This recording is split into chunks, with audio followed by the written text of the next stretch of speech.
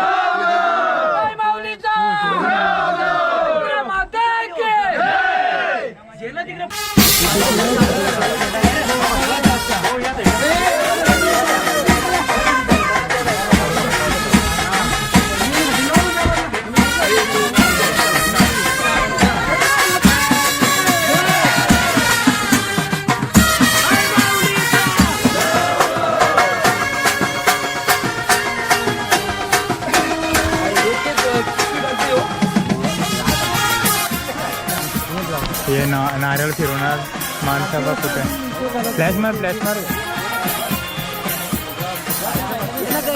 नवीन काम भेटले काही धंदे करीत घेतले एक कॅमेरामॅन दुसरे कॅमेरा छोटी छोटी कपडे आले